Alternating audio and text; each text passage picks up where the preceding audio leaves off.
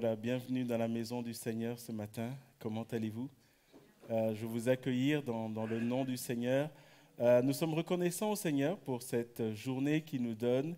Lorsque nous lisons la parole de Dieu, il nous est dit que tout ce que Dieu fait est bon. Il nous est dit, voici la journée que Dieu a faite, qu'elle soit pour nous un sujet de joie.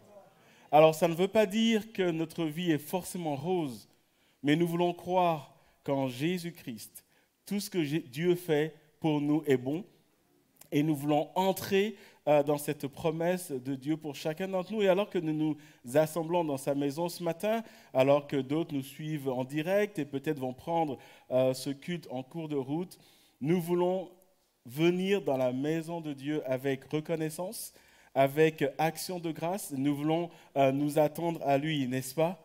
Et je ne sais pas quelle a été votre motivation ce matin en venant en ce lieu. Peut-être que certains ont été forcés, peut-être que d'autres n'ont pas eu le choix, peut-être que d'autres sont venus en échange, peut-être d'un cadeau des parents, je ne sais pas.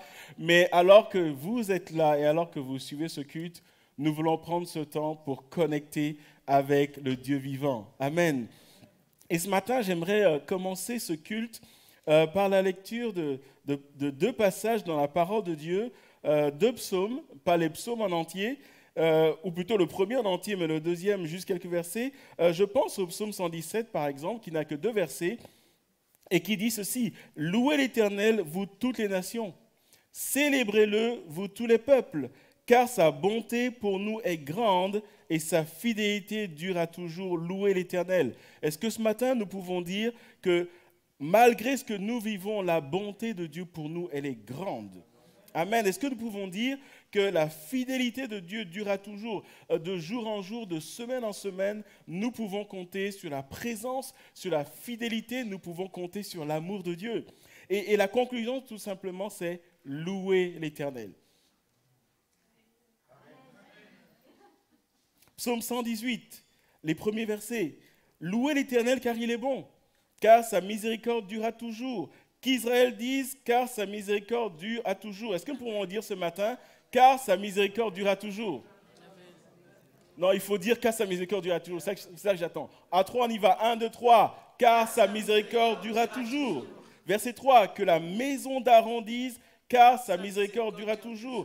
Que ceux qui craignent l'Éternel disent, car sa miséricorde durera toujours. Ce matin, nous voulons dire, la miséricorde de Dieu durera toujours. Nous voulons être au bénéfice de sa miséricorde ce matin. Nous voulons que l'Esprit de Dieu nous touche ce matin. Et c'est dans cet esprit, dans cet élan, que je vous invite à entrer ce matin dans la présence de Dieu. Alors que nous venons dans ce lieu, que les enfants sont là, les jeunes sont là, les adultes sont là.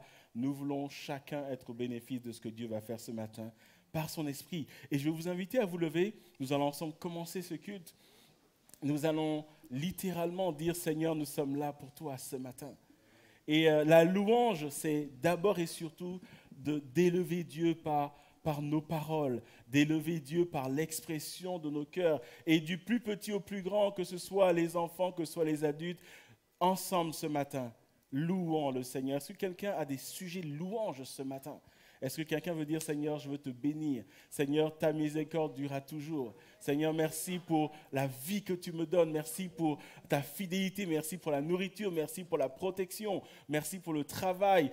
Merci pour ta provision, même lorsqu'il n'y a pas de travail. Et j'aimerais ce matin simplement qu'ensemble nous puissions élever nos voix et bénir le nom du Seigneur. Alléluia. Est-ce qu'ensemble l'Église peut prier ce matin? Est-ce qu'à Ransard on peut dire ce matin, ta miséricorde, Seigneur, elle dure à toujours. Alléluia. Prions ensemble ce matin. Alléluia. Dieu est bon pour son Église. Alléluia. Alléluia. Alléluia. Alléluia. Alléluia. Ta miséricorde durera toujours. Alléluia. Nous venons dans ta présence, Seigneur, avec action de grâce. Nous venons, Seigneur, avec louange ce matin, parce que ta miséricorde durera toujours. Nous nous assemblons en ce lieu ce matin, nous nous attendons à toi, parce que ta miséricorde durera toujours. Alléluia. Alléluia. Tu es présent en ce lieu par ton esprit. car ta miséricorde durera toujours. Alléluia. Alléluia. Merci Seigneur. Alléluia. Est-ce que des voix peuvent s'élever ce matin, individuellement, un frère et une sœur, et que, unis d'un même cœur, nous puissions louer Dieu ce matin par le fruit de nos lèvres. Alléluia. Seigneur, c'est bien vrai, ta miséricorde durera toujours. Amen. Si nous sommes présents ce matin dans ta maison, c'est parce qu'un jour tu nous as fait grâce. Amen. Et nous voulons t'en remercier. C'est toi qui nous as cherchés, Seigneur, ce n'est pas nous qui t'avons cherché. Amen. Et c'est pourquoi ce matin, nous voulons nous prosterner devant toi pour te rendre toute la gloire qui t'est due. Que de plus en plus, Seigneur, tu puisses être élevé dans nos vies. Que de plus en plus, nous puissions nous soumettre à ta volonté, à ton plan pour chacune de nos vies. Alléluia. Parce que seule ta volonté, seul ton plan est bon. Toi seul connais le chemin. C'est pourquoi, Seigneur, que de plus en plus, nous puissions grandir en humilité, en paix, en sagesse. Parce que tout cela nous vient de toi. Alléluia. À toi soit toute la gloire ce matin, Seigneur. Loué soit ton saint nom. Amen. Alléluia. Amen. Élevons la voix ce matin. Un frère, une sœur. Que Dieu soit loué dans sa maison. Alléluia.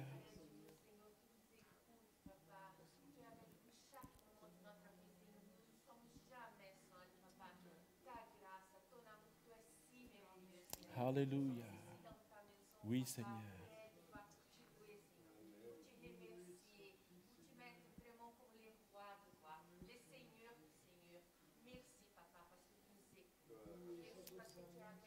Oui, Seigneur, tu es là ce matin.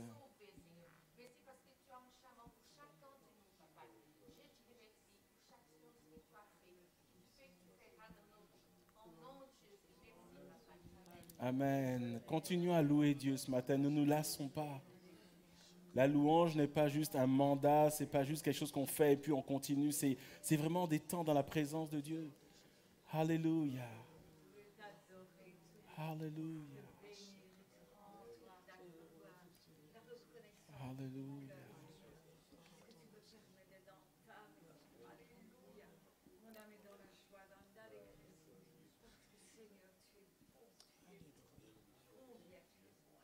Alléluia. Gloire à ton nom, Seigneur. Alléluia. Tu es bon pour nous. Alléluia.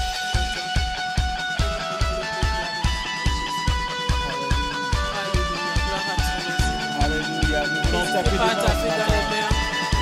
Nous avons déclaré tout à l'heure que tu es bon, tu es miséricordieux pour nous. Nous voulons le chanter. Gloire à ton nom, Seigneur.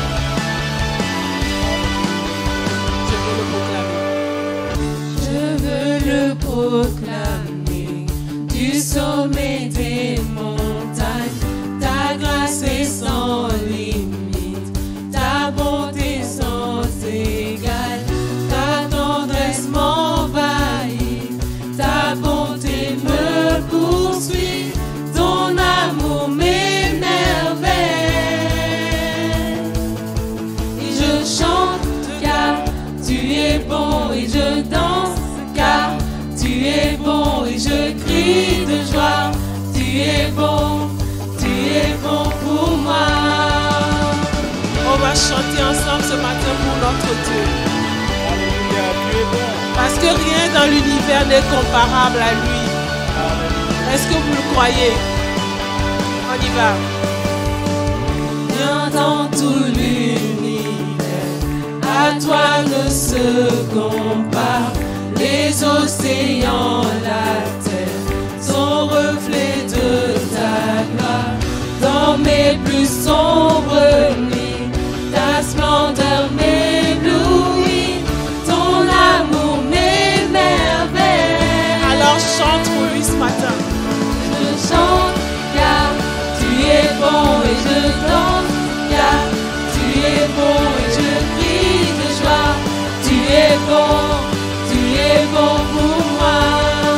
Et je chante car tu es bon, et je danse car tu es bon, et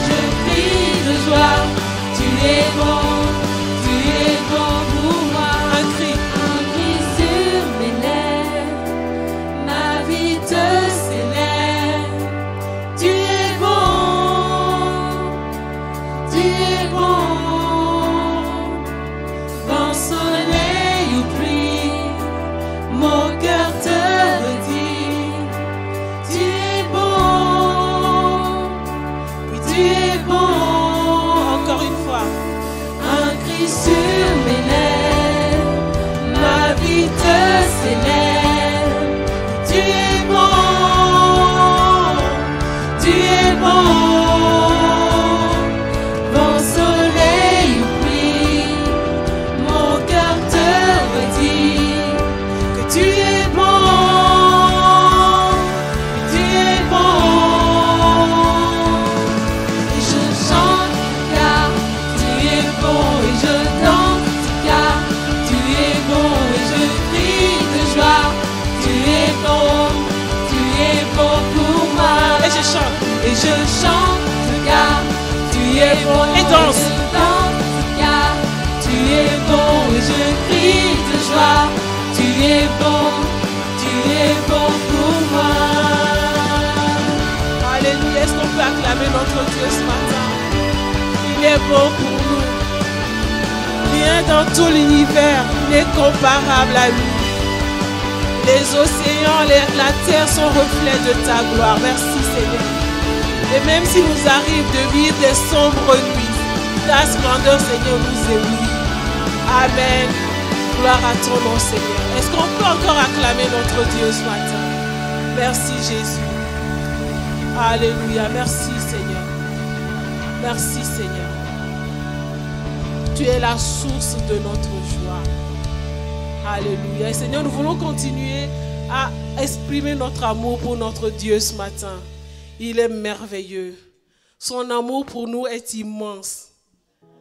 Alléluia. Nous voulons déclarer combien nous l'aimons. Est-ce que vous êtes prêts à déclarer avec nous combien notre Dieu est digne de notre amour? Amen. On va prendre ce chant qui dit « Merveilleux, si merveilleux est ton immense amour pour moi. Ta croix proclame la grâce de Dieu sur moi. » Amen. On y va ensemble.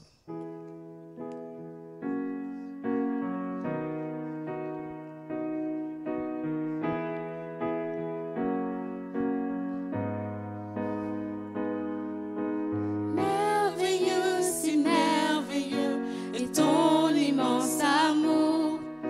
Ta croix proclame la grâce de Dieu sur moi.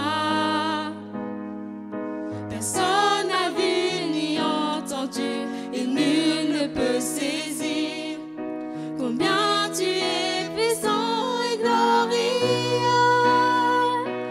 Dieu merveilleux, je t'aime. Dieu merveilleux, je t'adore. Dieu merveilleux, mon cœur te chante. Dieu merveilleux, je t'aime. Dieu merveilleux, je t'adore. Dieu merveilleux, mon cœur te chante. Rayonnante, rayonnante, ta gloire remplit les cieux. Tu montres à tous la grandeur de tes œuvres. La beauté de ta majesté pousse mon cœur à chanter. Combien tu es splendide et merveilleux. Dieu merveilleux, je t'aime. Dieu merveilleux, je t'adore. Dieu merveilleux, mon cœur te chante. Dieu merveilleux, je t'aime. Dieu merveilleux, je t'adore. Dieu merveilleux, mon cœur te chante. Alléluia. Merci Seigneur. Tu nous as révélé ton amour. Amen. Tu m'as révélé à nouveau tes merveilles. Tu m'as saisi par ton amour. Car rien sur la terre n'est merveilleux comme toi. Est-ce qu'on peut le redire? Tu m'as révélé à nouveau tes merveilles. Tu m'as saisi par ton amour. Car rien sur la terre n'est merveilleux comme toi. Tu m'as révélé à nouveau tes merveilles. Tu m'as saisi par ton amour. Car rien sur la terre n'est merveilleux comme toi. Tu m'as révélé à nouveau tes merveilles. Tu m'as saisi par ton amour.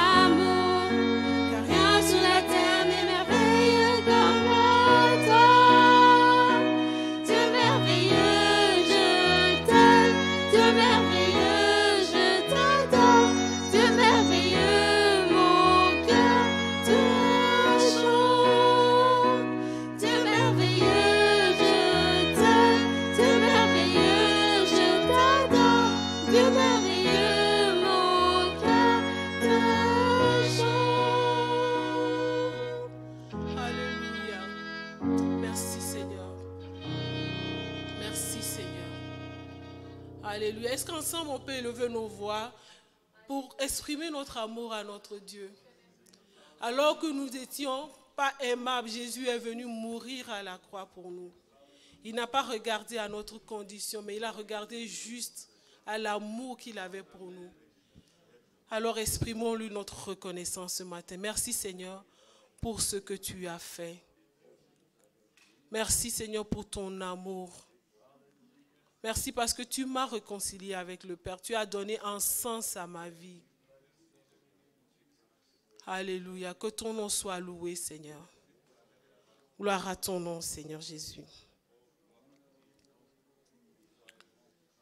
Alléluia. Nous voulons juste continuer à te louer, Seigneur, ce matin parce que tu en es digne, Seigneur. Tu es notre Sauveur, tu es notre Seigneur. Nul n'est comme toi. Tu es un abri et tu es un refuge. Oh Jésus, mon Sauveur. Seigneur, nul n'est comme toi. Jour après jour, je te louerai, car ton amour est merveilleux.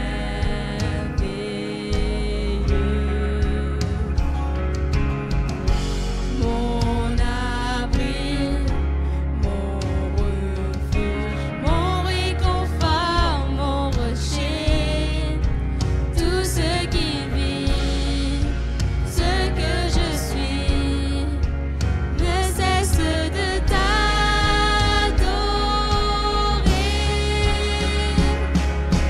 Chante au Seigneur, crie de joie, terre entière.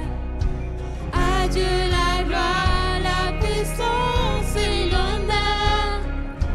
Les monts s'inclinent et les flots rugissent à l'écho de ton nom.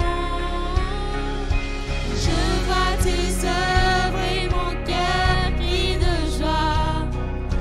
Je t'aimerai, je tiendrai par la foi. Rien ne pourrait égaler tes promesses. Pourquoi?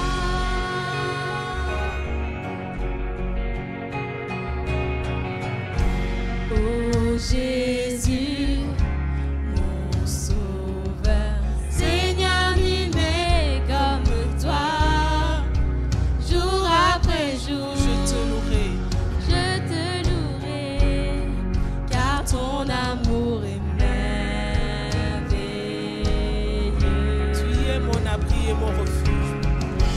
Mon abri, mon refuge, mon réconfort,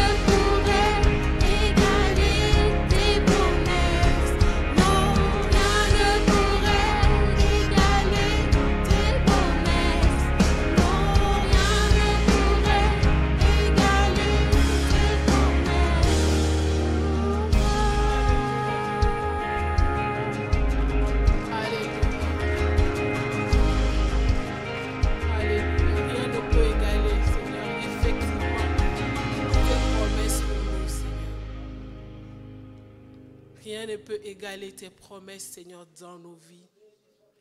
Ta promesse d'être avec nous tous les jours, dans les bons comme dans les mauvais moments, rien ne peut l'égaler, Seigneur, pour nous.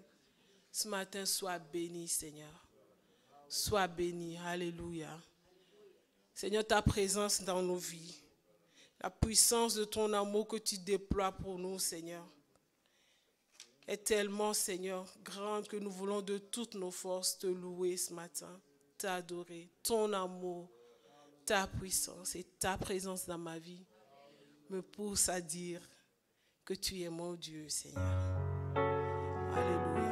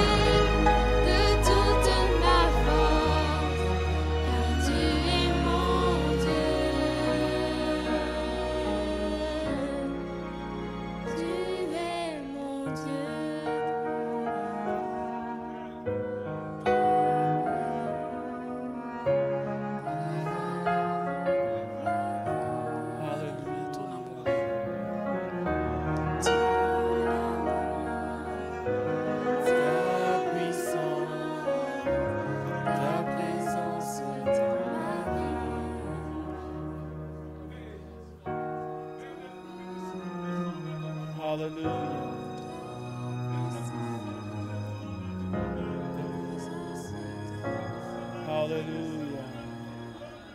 Adorons le Seigneur ce matin.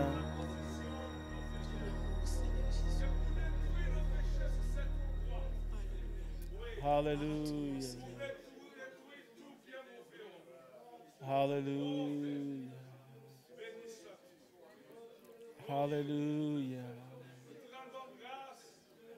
Hallelujah. Hallelujah.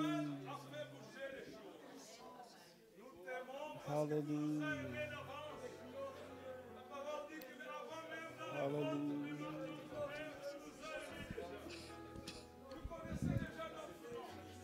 Hallelujah. Hallelujah. Hallelujah. Hallelujah.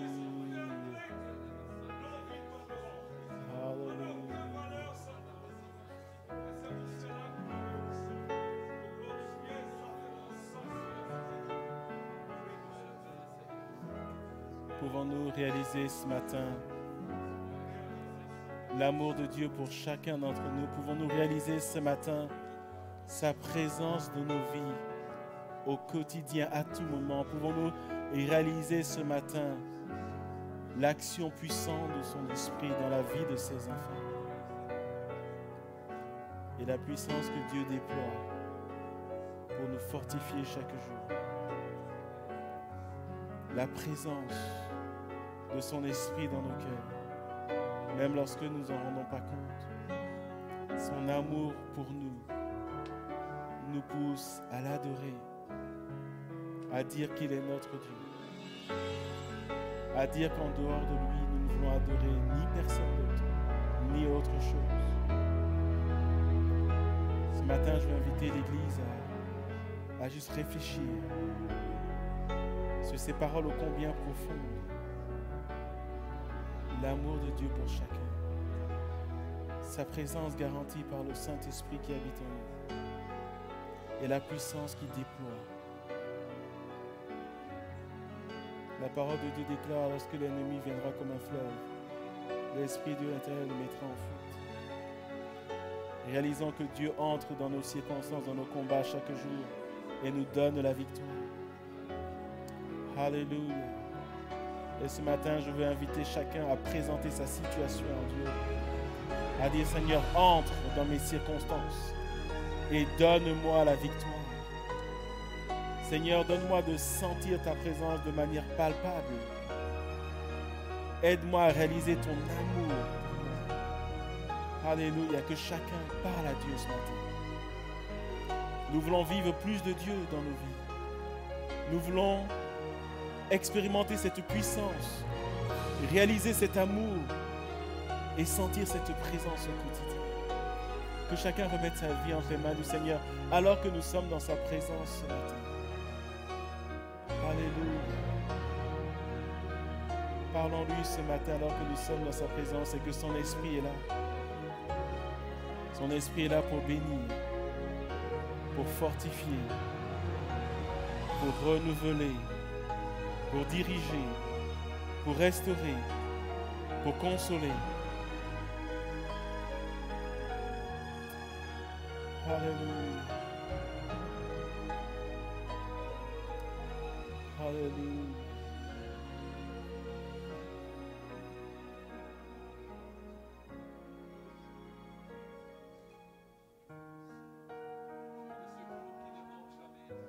Amen. Oui, Seigneur. Alléluia. Alléluia.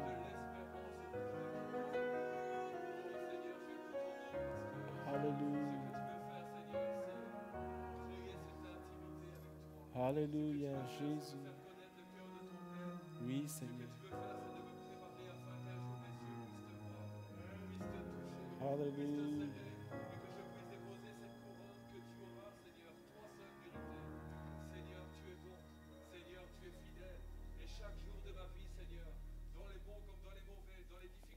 Alléluia. Oui, Jésus. Et certains jours, alors que je ne te vois pas, je ne te sens pas, tu me portes, tu me gardes, Oui, tu me Jésus. protèges. Je loue ton nom, Seigneur. Gloire à toi. Alléluia. Alléluia. Alléluia. Reçois ce matin l'adoration qui t'est due. Tu es notre Dieu. En dehors de toi, il n'y a pas d'autre Dieu. Personne ne fait ce que toi tu es capable de faire. Tes œuvres sont merveilleuses. Tes œuvres sont puissantes. Tes œuvres dans ma vie, dans la vie de ton Église, elles sont grandioses. Parce que toi-même tu es grand. Seigneur, merci pour l'amour manifesté au travers du sacrifice de Jésus à la croix. Merci pour la présence de ton esprit qui nous aide à avancer chaque jour, même dans ce temps de pandémie. Merci Seigneur pour la puissance que tu déploies. Quand tu te lèves de ton trône, l'ennemi de mon âme s'enfuit. En ton nom, les genoux fléchissent. Seigneur, lorsque je suis comme accablé, tu déploies ta puissance. Parce que tu es un Dieu puissant, tu es plus puissant que tout esprit méchant. Tu es plus puissant que les grands hommes de ce siècle, de cette nation. Quand tu décides, personne ne peut aller contre. Personne ne peut aller à l'encontre de tes projets pour ma vie. Personne ne peut aller à l'encontre de tes projets pour cette Église. Et ce matin, alors que nous nous sommes assemblés en ce lieu, Seigneur, nous voulons élever ton nom au-dessus de toutes choses. Nous voulons te voir comme tu es le Dieu vivant, qui agit, qui guérit, qui délivre, qui console, qui parle. Seigneur, même à celui qui doute de ton existence, tu te révèles. Et alors que nous sommes dans ta présence, merci pour ce que tu fais par ton esprit. Merci pour ce que tu apportes dans nos cœurs. Et nous nous sommes assemblés dans ce lieu pour t'adorer ce matin. Sois adoré Jésus-Christ de Nazareth. Sois honoré Jésus-Christ de Nazareth. Sois glorifié Jésus-Christ de Nazareth. Sois exalté Jésus-Christ de Nazareth.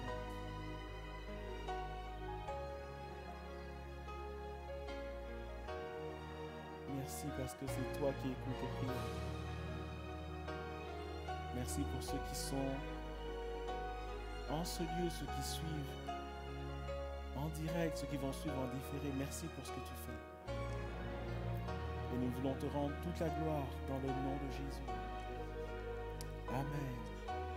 Amen. Merci Seigneur. Je vous prie de vous rasseoir. Et nous allons continuer ce culte et nous croyons que Dieu agit dans nos vies. Et comme je le dis souvent, c'est une chose de dire que Dieu agit, c'est une autre chose de réaliser vraiment qu'il agit. Et nous avons besoin d'entendre et de voir que Dieu agit, n'est-ce pas? Sinon, on a l'impression que Dieu, c'est quelqu'un qu'on prie. Souvent, quand des gens rentrent dans une église, et ça nous est tous arrivé, on regarde des gens qui lèvent les mains, qui dansent, qui prient, mais on ne sait pas qui ils prient. Ils disent des choses, mais on a l'impression que c'est des gens qui divaguent, n'est-ce pas?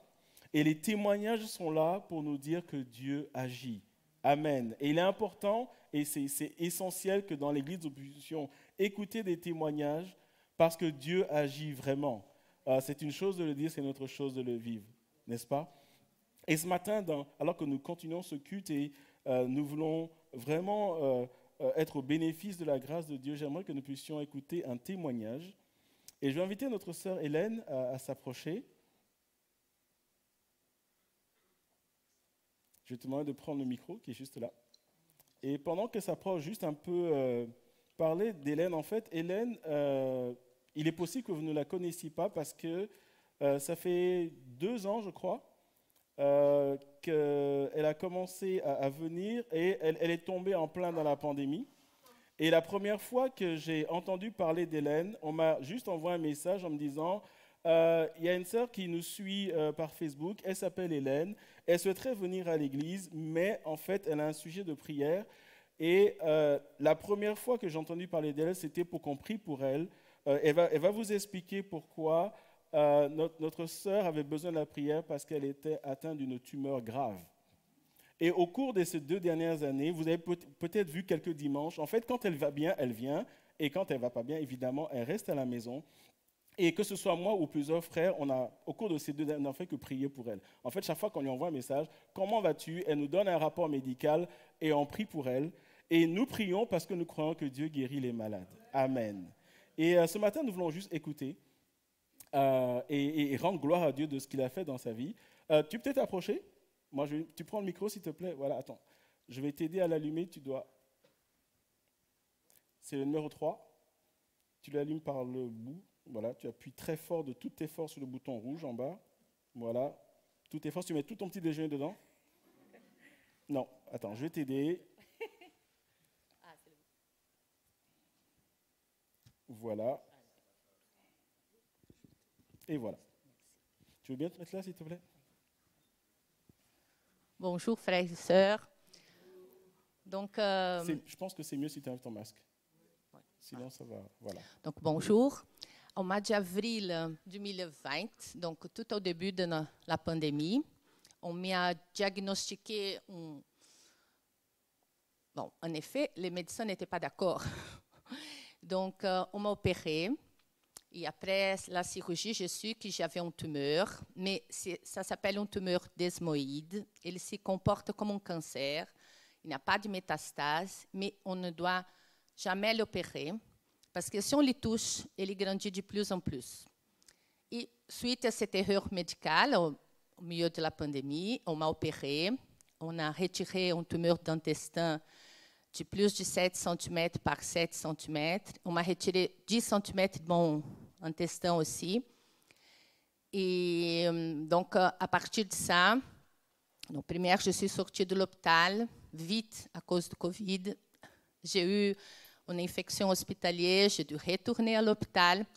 Et pendant tous ces moments, les frères et sœurs ici de l'église, ma famille au Brésil, et plein de personnes étaient en train de prier pour moi. Et ça fait 2 ans donc que je passe à l'oncologue à chaque 3 mois.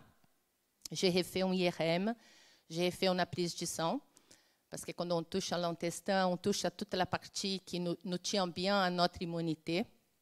Et bon, je vous apporte quand même, parce que je sais que parfois on dit que Dieu fait, mais bon, on est comme Saint Thomé, malheureusement. Et ici, j'ai l'examen de 20 juillet 2021, où on voit encore une tumeur au niveau de l'intestin. Et j'ai ici les dernières qui ont été faites au 16/11, où on ne voit plus rien. La masse au niveau n'est plus retrouvée à ce jour. Plus rien. Au nom de Jésus. Et je voudrais seulement dire une autre petite chose. Les personnes ici qui se mettent à faire les cultes avec les jeunes au mois de novembre, la thématique, c'était les miracles et la magie. Et mon fils, il est sorti, il m'a posé encore plein de questions. Et il savait que j'ai passé à cette semaine au médecin. Et il m'a dit, maman, mais Dieu, on a écouté, on a entendu, il fait encore des miracles. Oui, il fait encore des miracles. Et il m'a dit, j'ai prié, maman, et je sais que le miracle va. Et donc, il m'attendait. Il m'attendait quand je suis revenue du médecin, il me disait, maman, je dis, il est Seigneur, il a fait le miracle. Amen. Gloire à Dieu. Donc, pourquoi il a fait? Parce qu'il nous écoute. Je ne sais pas s'il écoutait ma prière, la prière de Lucas, la prière de l'Église, mais il nous écoute. Frères et sœurs, il est avec moi, avec toi. Il connaît ta difficulté et il va t'écouter aussi, au nom de Jésus. Amen. Amen.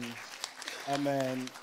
Dieu est vivant et Dieu agit. Vous savez, quand on donne un témoignage comme ça, on a l'impression que ce dont elle parle, c'était peut-être juste un petit mal de ventre. C'était une tumeur assez grave. Qui n'aurait pas dû être opérée, qui a été opérée, et en fait, elle était juste en train de dépérir. Et là, c'est vraiment Dieu qui va agir et qui restaure une situation qui est juste en train de se dégrader. Et Dieu agit de manière puissante dans nos vies. Quand nous chantons ta puissance, ta présence et ton amour dans ma vie, ce n'est pas juste un chant, c'est quelque chose que Dieu fait vraiment. Et avant que Hélène n'aille s'asseoir, et merci pour ce témoignage, nous allons prier pour elle, parce que souvent, quand on nous parle de cancer, on dit « Ah oui, il a disparu » et 3 mois après, on nous dit qu'il est revenu. Vous avez déjà entendu ça. Nous allons prier, nous allons dire, Seigneur, ce que tu as fait va demeurer. Alléluia. Nous ne voulons plus entendre parler de ce Amen. cancer dans la vie de Au nom notre de sœur. Jésus. Alléluia. Vous savez, les médecins, ils sont du genre, oui, ben, vous savez, la science, etc., c'est un coup de bol, etc. Nous croyons que Dieu agit. Amen. Et nous voulons prier que la grâce, la puissance de Dieu demeure sur notre Amen. sœur. Voulez-vous vous joindre à moi dans la prière pour elle? Seigneur, nous te rendons grâce pour ce que tu fais dans la vie d'Hélène. Seigneur, merci pour ce miracle que tu as accompli. Nous avons mis notre foi en action et tu as répondu favorablement. Et nous te rendons toute la gloire. Et Seigneur, nous voulons déclarer que la bonne œuvre que tu as commencée dans la vie d'Hélène, tu seras fidèle pour l'accomplir. Et nous voulons déclarer dans le nom de Jésus que cette maladie ne reviendra pas. Seigneur, parce que quand toi tu fais quelque chose, tu le fais de manière définitive. Amen. Seigneur, alors que ta fille rend témoignage publiquement de ce que toi tu fais, donne gloire à ton nom. Seigneur, que ce témoignage touche les membres de sa famille, fortifie notre foi de ce que tu es le Dieu vivant. Nous voulons prendre autorité sur cette maladie et nous déclarons à cette maladie qu'elle n'a plus de place dans ce corps et nous lui interdisons de revenir dans le nom de Jésus. Nous te rendons toute la gloire, Seigneur, au nom de Jésus. Amen. Amen. Laissez le micro là-bas. Gloire à Dieu. Merci au groupe de louanges. Et si vous avez des témoignages, n'hésitez pas à venir partager ça avec nous parce que c'est ça qui fortifie notre foi. Vous savez, ce qui fait la différence entre la vie chrétienne, entre les autres religions, c'est que notre Dieu est un Dieu vivant. Et c'est un Dieu qui agit. Et vous savez, vous pouvez écouter plein de prédications, mais lorsqu'on met en face de vous quelqu'un qui est guéri d'une tumeur comme notre sœur, quelqu'un que moi j'ai connu il y a quelques années paralytique et qui marche suite à la prière, quand vous voyez ça, ça vaut toutes les prédications. Ça vient vous fortifier dans votre foi quand vous passez par des moments difficiles. Ça vous dit littéralement que Dieu existe, que Dieu est là et que Dieu peut le faire et que peut-être que tu mouilles ton lit de larmes, tu es accablé, etc. Mais Dieu entend tes prières et Dieu va agir au cours de ces 2 dernières années. Elle ne l'a pas dit, mais elle est passée par des moments vraiment difficiles, aller-retour, l'hôpital, des soins assez douloureux. Mais la joie de voir, lorsqu'elle a eu son résultat, elle a fait une photo, elle m'a envoyé ça par Facebook. Pasteur, Dieu a fait le miracle. Et c'est juste merveilleux de lire cela, ça fortifie notre foi. Frères et sœurs de Dieu, que nous chantons chaque dimanche, et avec les jeunes, avec les enfants, Jésus est vivant. Et Jésus agit dans nos vies. Et Jésus est un Dieu qui parle. Et j'aimerais que nous puissions maintenant prier pour la parole de Dieu. Que Dieu nous touche par sa parole ce matin. Que cette parole vienne nous chercher là où nous sommes. Qu'elle nous instruise et qu'elle nous enseigne. Prions ensemble au nom de Jésus. Seigneur, merci encore pour ce que tu fais dans nos vies. Merci encore pour Hélène et merci pour chacun. Et ce matin, Seigneur, tu es un Dieu qui agit, tu es un Dieu qui parle et au travers de ta parole, tu continues à agir. Seigneur, je veux te présenter nos cœurs ce matin. Donne-nous, Seigneur, d'être ouverts à l'écoute et à la réception de ta parole. Donne-nous, Seigneur, comme cet homme dans la parole de Dieu qui ne laissait tomber à terre aucune des paroles qui venaient de toi. Donne-nous, Seigneur, de ne pas être des hommes, des femmes distraits, distraites, mais donne-nous de saisir ce que tu veux nous donner. Je prie que ta parole nous amène encore plus proche de toi. Je prie, Seigneur, que ta parole transforme nos vies, tant ceux qui sont ici que ceux qui écoutent ou qui vont écouter ce message. Je te remercie pour ta présence et l'action de ton esprit dans le nom de Jésus. Amen. Amen. Gloire à Dieu. Dimanche dernier, j'avais apporté à l'Église une exhortation. Une exhortation pour que chacun, et non seulement de manière collective, mais de manière individuelle, nous puissions aspirer, nous puissions désirer, nous puissions rechercher et nous puissions expérimenter plus de Dieu. Non seulement en 2022, mais bien au-delà. Et en rebondissant encore une fois sur ce témoignage, c'est ces choses-là que nous voulons vivre. Nous voulons vraiment sentir la présence de Dieu parce que Dieu est un Dieu vivant. Nous voulons entendre la voix de Dieu nous parler. Nous voulons voir nos circonstances changer au quotidien. Et rappelez-vous, nous avons pris pour exemple, un personnage de l'Ancien Testament, Jabez, qui littéralement a dit « Seigneur, change ma situation. Je veux plus de toi. » Et il nous est dit que Dieu a répondu à sa prière et littéralement, et vous pouvez lire ce passage dans 1 Chroniques chapitre 4 et versets 9 à 10, littéralement la Bible nous dit que Dieu a fait arriver dans la vie de Jabez ce qu'il avait demandé. Et ce que nous devons comprendre par ce passage, c'est que Jabez a demandé plusieurs choses. Je ne vais pas revenir sur ce message, vous pouvez aller le réécouter, que ce soit sur Facebook ou YouTube, mais Jabez a demandé beaucoup de choses à Dieu. Mais ce passage nous dit qu'au travers de la vie, des circonstances, des semaines, des mois de la vie de Jabez, Dieu a fait concourir les circonstances pour répondre à son besoin selon les 4 dimensions qu'il a demandé à Dieu. Et ce matin, alors que nous sommes le 2e dimanche de l'année 2022, on est déjà 2e dimanche, bientôt on va nous dire que c'est la fin du mois, bientôt on sera en février, bientôt on sera à Pâques, etc. Le temps passe vite. Mais qu'en est-il de nos vies chrétiennes? Et ce matin, j'aimerais encore apporter à l'Église une exhortation pour amener chacun d'entre nous à faire une sorte d'introspection et à s'assurer que nous sommes toujours bouillants pour le Seigneur. Lorsque nous ouvrons la Bible dans Exode chapitre 27, les versets 20 à 21, nous y trouvons une exhortation et au travers des instructions que Dieu va donner à Moïse lorsqu'il s'agit de construire le tabernacle, il nous est dit ceci: « Tu ordonneras aux Israélites de t'apporter pour le chandelier de l'huile pure d'olive concassée, afin d'entretenir constamment les lampes. » Verset 21, c'est dans la tente de la rencontre devant le voile qui cache le témoignage qu'Aaron et ses fils a préparant pour que les lampes brûlent du soir au matin en présence de l'Éternel. C'est une prescription perpétuelle pour les Israélites au fil des générations. Et lorsque nous lisons ce passage, nous y voyons une invitation et nous y voyons un appel. L'invitation, c'est d'entretenir notre foi de telle manière que notre foi soit toujours bouillante pour le Seigneur. Au cours des mois derniers, nous avons pris plusieurs dimanches pour regarder quel était l'appel de Dieu pour l'Église et pour chacun d'entre nous. Et rappelez-vous, nous avons vu que Jésus est la lumière du monde et nous sommes appelés, nous aussi, à être la lumière du monde. Mais la question que nous devons nous poser, c'est: pouvons-nous raisonnablement et sérieusement être la lumière du monde si notre lumière ne brille pas? Et ce passage nous dit que nous avons un travail à faire et ce travail doit partir d'un constat, doit partir d'une introspection. La Bible nous dit que nous devons entretenir notre foi. Et la question que j'aimerais que nous nous posions tout au long de ce message, c'est: est-ce que nous sommes toujours bouillants pour Jésus? C'est une chose de dire que nous voulons être la lumière du monde, c'est une chose d'être dans les conditions d'être la lumière du monde. C'est une chose d'être connecté à l'électricité, c'est une autre chose de prendre la peine de mettre les lampes pour que lorsqu'on appuie sur l'interrupteur, la lumière puisse éclairer notre maison. Et la parole nous dit que non seulement nous devons entretenir notre foi, mais Dieu nous appelle à être bouillants, à brûler de manière continuelle.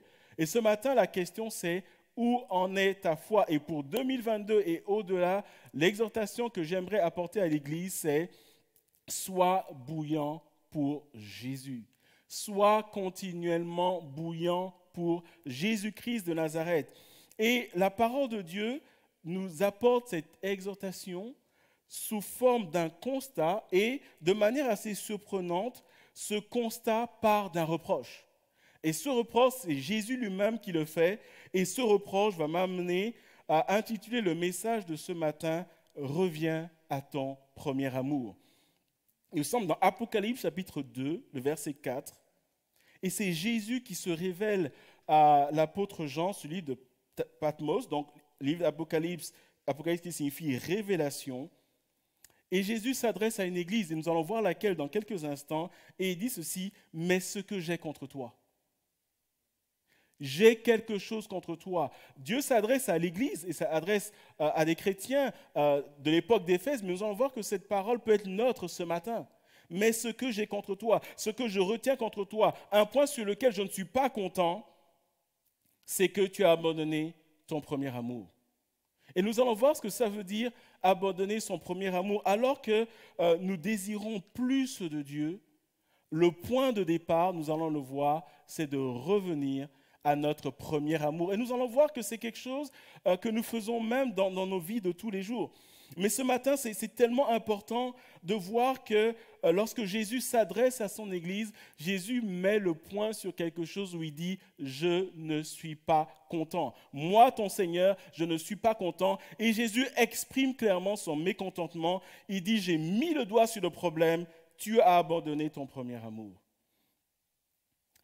Et ce constat, ce reproche, va se conclure par un appel. Reviens à ton premier amour si réellement tu désires glorifier Jésus dans ta vie. Si réellement tu désires être la lumière du monde. Si réellement tu désires participer à ce que le Seigneur veut faire dans ta vie, le Seigneur veut faire au travers de l'Église. Vous savez, souvent des gens pensent que l'Église c'est comme une institution, c'est comme un rassemblement, c'est comme un collectif, c'est comme une association où on est membre, on s'inscrit et il faut être fidèle aux réunions de l'association. Mais lorsque nous lisons la parole de Dieu, nous voyons que l'Église vient du cœur de Dieu. Et l'Église a un rôle. Et quand je dis l'Église, souvent quand on dit l'Église, nous on a en tête l'institution. Ouais, c'est le pasteur qui est responsable de l'Église. Mais quand la Bible parle de l'Église, la Bible parle de chaque individu en tant que collectivité. Et quand, par le Saint-Esprit, Dieu va établir l'Église, Dieu donne une mission à l'Église. Et en même temps que Dieu appelle les chrétiens à s'épanouir dans la vie qu'il leur donne sur terre, de la même manière, il les appelle à être conscients des réalités spirituelles. Et quelles sont ces réalités spirituelles? C'est que chaque jour, des hommes et des femmes meurent loin de Dieu. Ce que littéralement Dieu veut dire, c'est que chaque fois que nous lisons sur Internet, que nous écoutons à la radio ou à la télé, etc., chaque fois que nous entendons qu'il y a des migrants qui se sont noyés, chaque fois que nous entendons qu'il y a eu la neige, je crois, en Afghanistan, je ne sais pas où, il y a 2-3 jours, des gens sont morts parce que la neige leur est tombée dessus. Chaque fois que nous entendons que des maisons ont été brûlées avec des gens à l'intérieur suite à un incendie, chaque fois que nous entendons que des gens ont été piégés dans leur maison avec des inondations, nous devons nous poser la question de l'éternité de ces personnes-là. L'enjeu, ce sont les âmes. L'enjeu se traduit par un combat spirituel. Et Dieu a besoin de l'Église pour faire avancer son royaume sur terre. Et le diable n'a de cesse que de détruire, de vouloir détruire l'œuvre de Dieu, de vouloir ralentir l'Église. Et la question c'est, comment nous nous positionnons par rapport à cela? Ce que nous désirons ici à l'église de Ronsard, c'est d'être dans le plan de Dieu. Nous voulons dire, Seigneur, nous voulons être sensibles à ton esprit. Nous voulons que nos vies te glorifient. Que je sois boulanger, que je sois charpentier, que je sois mère au foyer, peu importe qui je suis, que je sois sans emploi, avec ou sans diplôme, que je sois doué ou pas. À partir du moment où j'ai été saisi par le Seigneur, Dieu a un plan pour ma vie et Dieu veut m'utiliser pour la gloire de son nom afin de briller sur cette terre le temps de la vie qu'il me donne. Et lorsque Jésus va s'adresser à cette église à Éphèse, je vais en parler maintenant, nous allons voir que Jésus va donner des éloges, mais il dit « j'ai quelque chose contre toi ». Et avant d'aller plus loin dans ce message, parlons un peu du contexte. Alors je l'ai dit, le texte se trouve dans le livre de la Révélation, le dernier livre de la Bible, le livre d'Apocalypse. Et les lecteurs de la Bible ont pu remarquer que lorsque vous regardez les chapitres 2 et 3 du livre de l'Apocalypse, il y a ce qu'on appelle les messages aux 7 églises, ou parfois on dit les 7 messages, mais toujours est-il que lorsque Jésus lui-même se révèle à l'apôtre Jean, c'est une révélation, d'où le nom du livre Apocalypse, en anglais on dit Revelation, Jésus s'adresse à cette église locale de l'époque, dont l'église d'Éphèse. Et c'est notamment à l'église d'Éphèse que Jésus adresse ce reproche-là. Mais au-delà d'une adresse à cette église du temps de l'apôtre Jean, nous voyons que ces messages sont aussi valables pour l'église aujourd'hui. Mais au-delà même de la collectivité, ces messages sont aussi valables pour des individus aujourd'hui. Ça veut dire que lorsque Jésus dit « ce que je te reproche », c'est à la fois un message qui s'adresse à la collectivité, mais qui s'adresse aux individus. Est-ce que vous me suivez ce matin? Et cette première parole, donc, s'adresse à l'église d'Éphèse. Donc, il y en a 7, il y a Smyrne, il y a Sardes, il y a Pergame, etc. Il y a Philadelphie. La première qui vient, c'est l'église d'Éphèse. Et ce message que Jésus donne à Jean, il le donne 43 ans après que Paul ait fondé une église dans la ville d'Éphèse et de ses environs. Les lecteurs de la Bible ont pu remarquer que parmi les épîtres de Paul, il y en a une qui est adressée à une église qui était dans la ville d'Éphèse, épître de Paul aux Éphésiens. Et il est important de comprendre ce passage en repartant sur la genèse de la fondation de l'église d'Éphèse.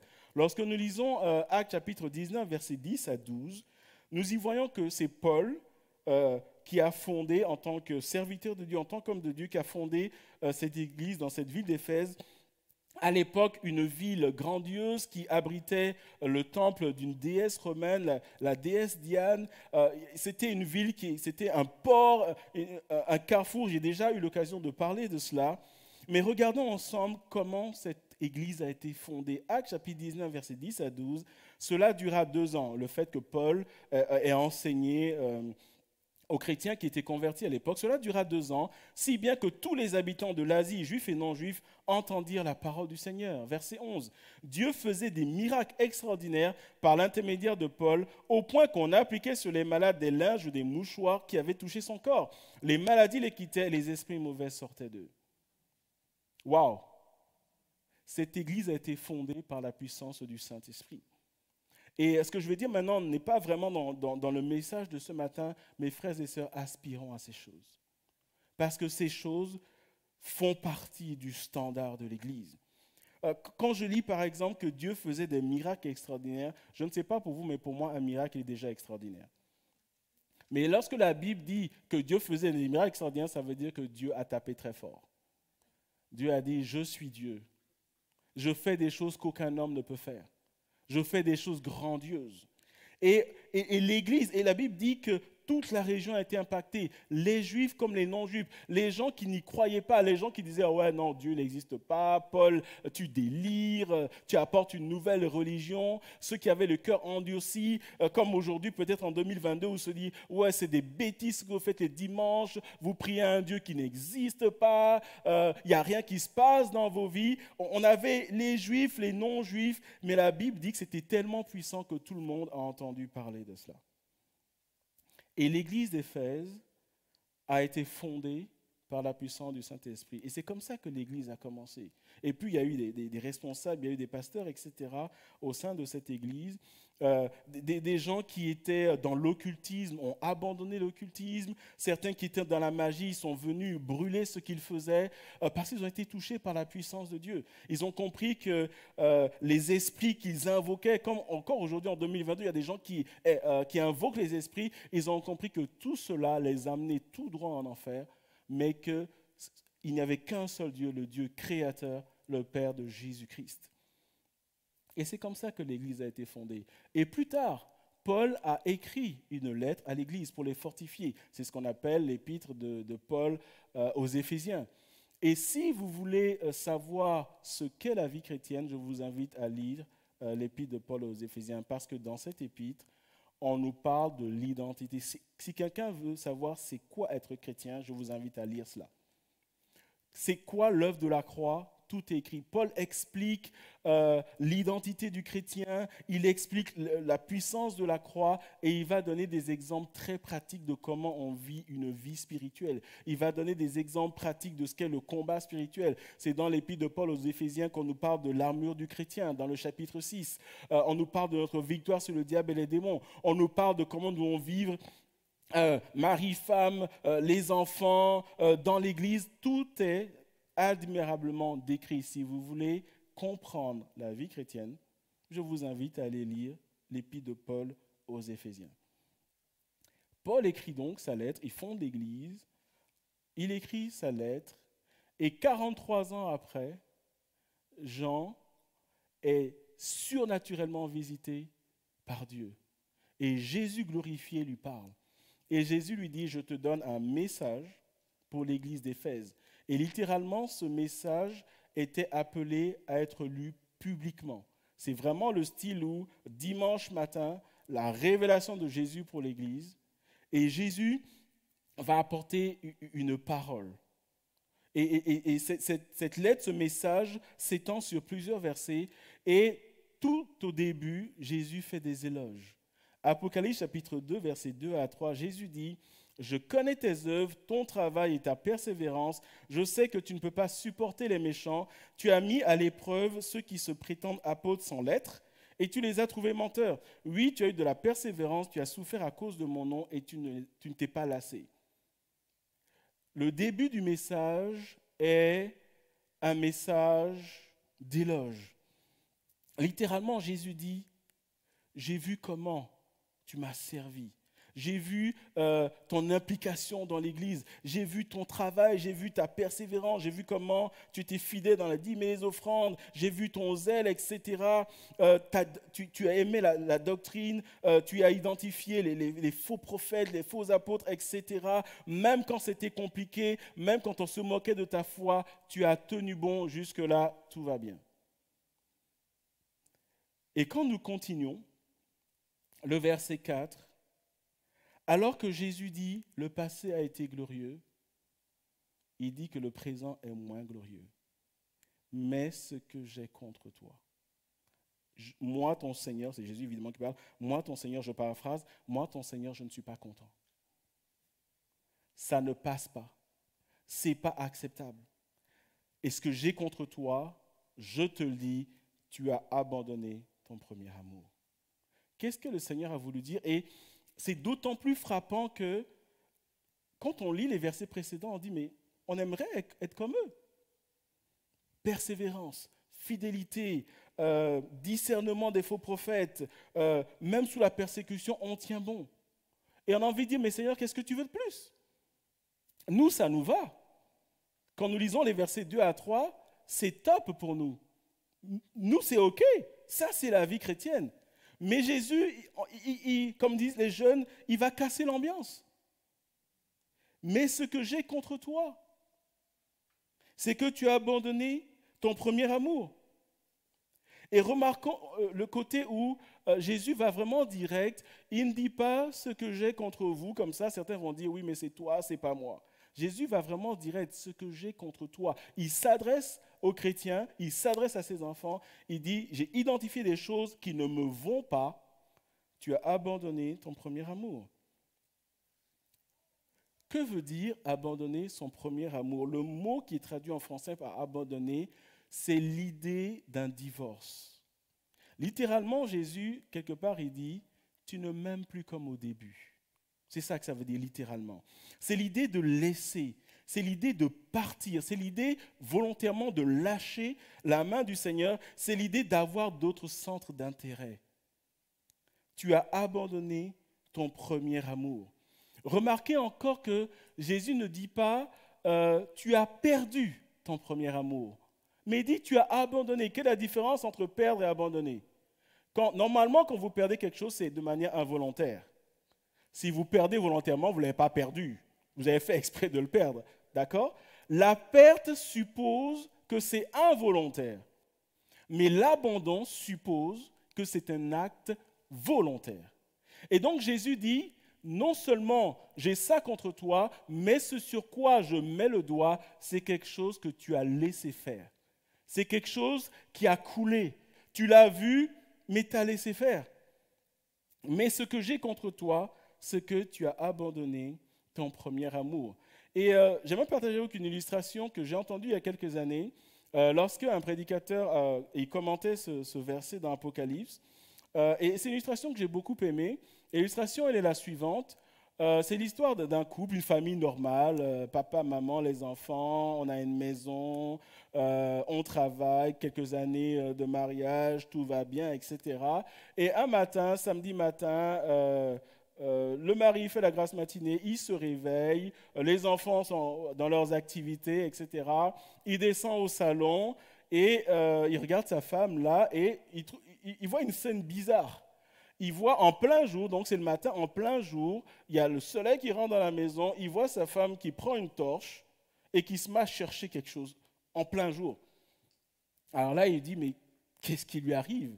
Et il lui pose la question, chérie, ça va, il y a un problème? Elle ne répond pas. Alors lui, il est un peu intrigué, il dit, mais qu'est-ce qui se passe? Ma femme a une lampe torche en main en plein jour et elle cherche les fauteuils, etc. Bon, il se dit, qu'est-ce qui se passe? Elle devient folle ou quoi, etc. Chérie, qu'est-ce que je peux t'aider? Tu as perdu quelque chose? Bon, lui, il imagine qu'elle a perdu une boucle d'oreille, donc elle cherche, elle a perdu une pièce, voilà, elle cherche et tout ça. Elle ne répond pas, ça dure quelques minutes. Et à un moment, elle se retourne, fait face à lui, elle lui dit, chérie, je cherche notre premier amour. Je l'ai perdu et j'essaie de le retrouver. Et cette illustration, elle est caractéristique des relations humaines. Alors pour tous ceux qui sont mariés ici ou pour tous ceux qui sont amoureux, le message est le même. Toutes les femmes diront que pendant les fiançailles, les premiers mois, les premières années, waouh, mon mari était juste merveilleux. C'est vraiment le style où elle se réveille, petit déjeuner au lit. 5 ans après, elle demande chérie, tu m'amènerais mon petit déjeuner? T'as qu'à te lever toi-même. Hein? C'est vraiment le truc où elle arrive en retard les premiers mois. Oh chérie, je suis en retard. Oh, c'est pas grave, mon amour. Même quand tu es en retard, tu es encore plus belle. 5 ans après, elle est en retard, mais tu es toujours en retard. Et là, on se dit, mais attends. T'étais pas comme ça. Et je peux vous en sortir. Et les couples ici peuvent en parler. Au début, c'était waouh, tout était cool. Elle était, même dans ses erreurs, elle était belle. Tout était parfait. La nourriture qui était fade était succulente. 5 ans après, la même nourriture est trop fade. On se dit, n'est-ce pas?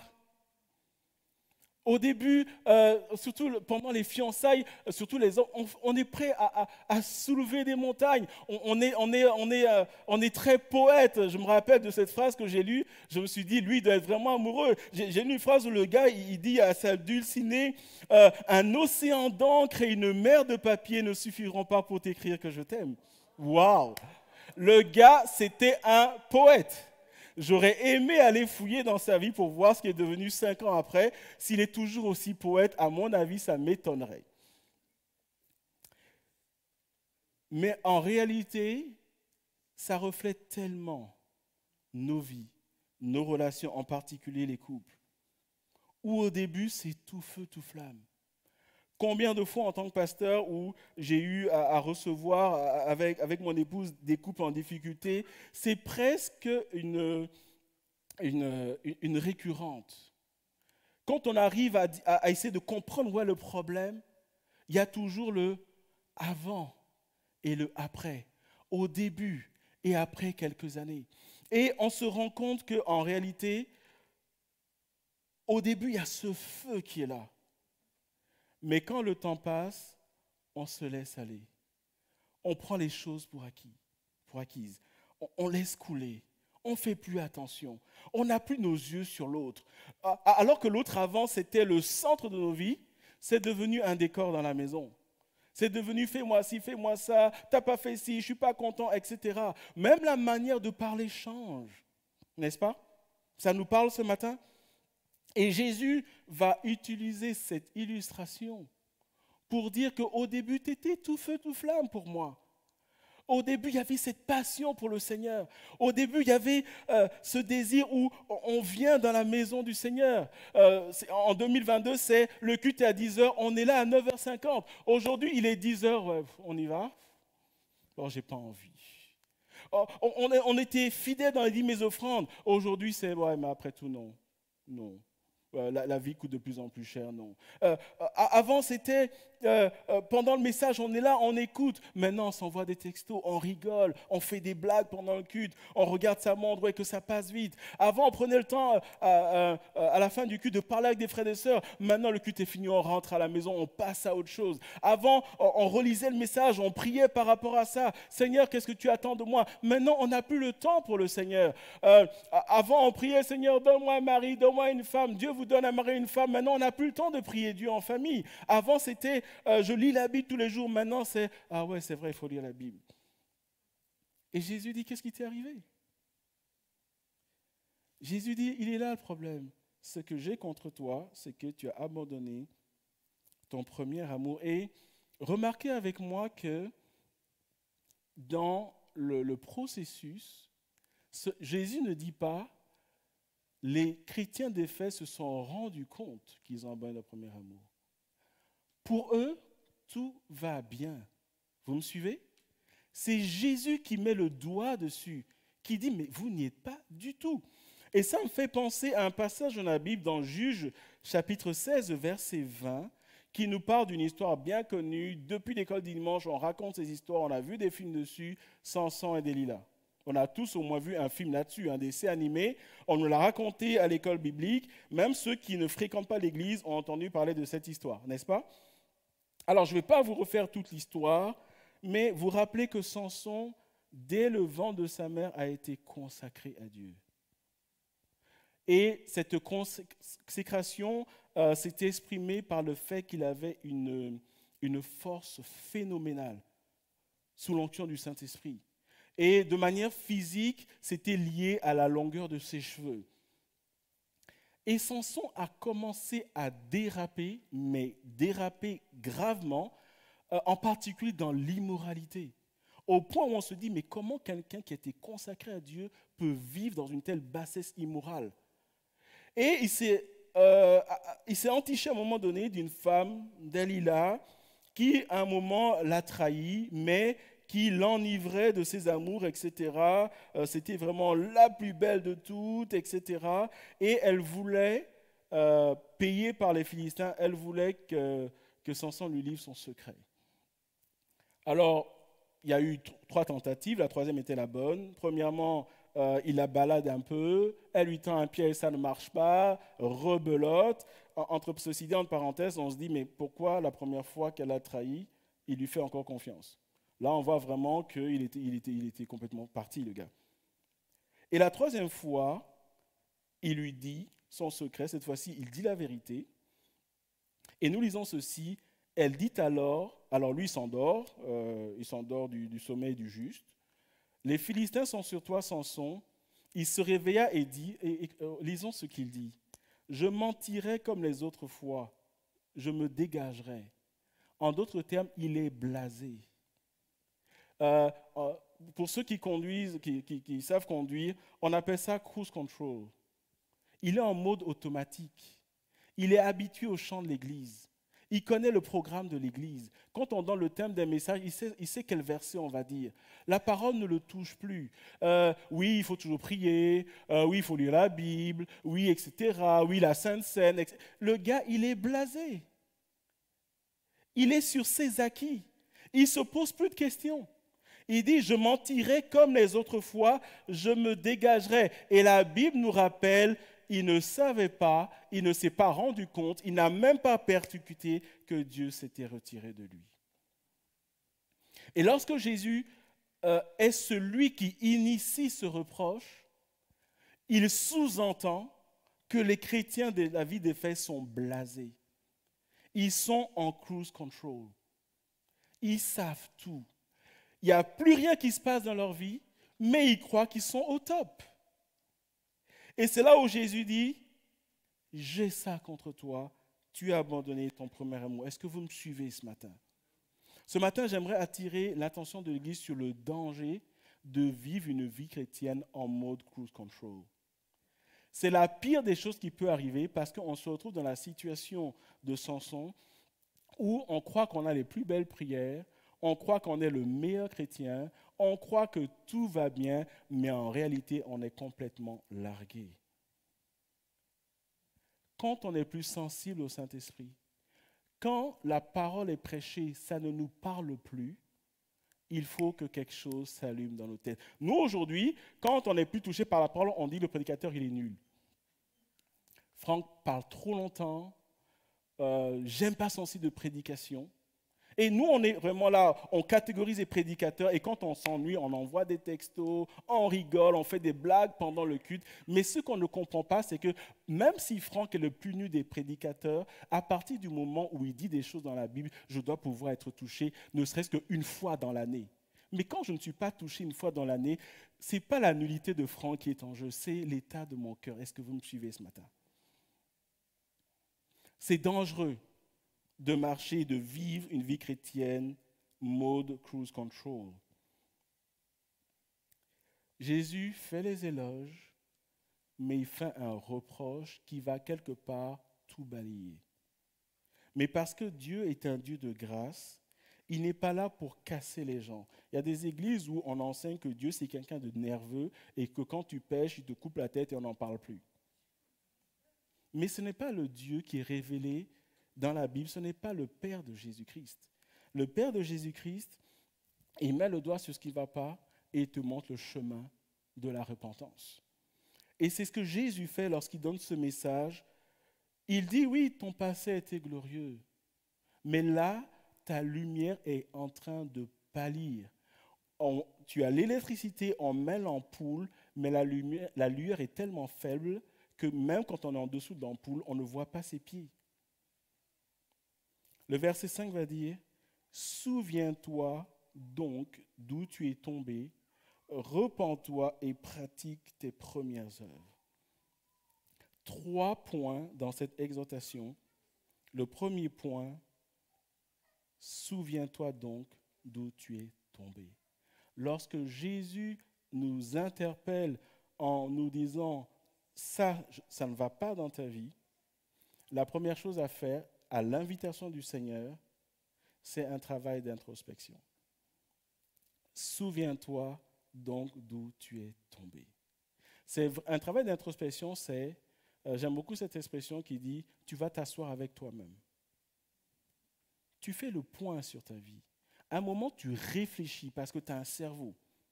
Tu réfléchis et tu fais le point. Et tu te dis simplement, où est passé ce feu? Comment j'étais avant?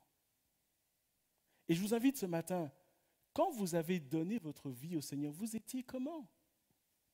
Comment est-ce que vous étiez? Qu'est-ce qui faisait battre votre cœur? Il y a bien quelque chose qui vous motivait à venir à l'église. Maintenant, si c'était pour les copains, bon, ok, là, je parle en l'air. Mais qu'est-ce qui vous motivait? Qu'est-ce qui vous motivait à vous impliquer dans l'église? Pourquoi vous étiez prêt à venir avant le début? Pourquoi vous restiez longtemps après la fin? Pourquoi est-ce que vous investissiez dans l'œuvre de Dieu? Où est passé ce feu qui vous caractérisait? Ce feu qui était là, qui embrasait, qui faisait que vous étiez un chrétien si beau à voir, si bénissant pour l'Église. Souviens-toi donc d'où tu es tombé. Le Seigneur nous appelle à revenir à nos souvenirs d'antan et à faire une introspection en allant chercher où est le problème. Qu'est-ce qui s'est passé? Pourquoi est-ce qu'au début de ton couple, tu étais tout feu, tout flamme pour ta femme et pourquoi 5 ans, 10 ans de mariage après, elle ne te dit plus rien? Qu'est-ce qui s'est passé dans ton couple, dans ta relation? Qu'est-ce qui s'est passé entre toi et le Seigneur? Qu'est-ce qui s'est passé? Remarquez avec moi, Jésus ne va pas aller pointer les autres. Jésus te parle de toi. Nous, ce qu'on fait le mieux, c'est de dire c'est la faute à l'Église. Mais j'aimerais vous dire que oui, il y a des situations où il y a des églises qui cassent les gens, il y a des églises où malheureusement on ne fait pas ce que le Seigneur demande, mais ça ne peut pas toujours être la faute des autres à un moment donné. Je dis souvent aux gens, il y a des gens qui disent moi, je ne viens plus à l'église, je ne sers plus Dieu parce que j'ai été déçu à l'église. Et souvent, je dis, je sais que parfois, on peut être blessé à l'église. Mais qu'est-ce que Jésus a fait? Vous me suivez? Pourquoi tu abandonnes Jésus? Parce que Franck t'a blessé. Ok, Franck, il est à côté de ses pompes. Mais qu'est-ce que Jésus t'a fait? Vous me suivez? Quel est le rapport entre j'abandonne ma foi et le fait que Franck m'ait blessé? Il n'y a aucun rapport. Vous me suivez?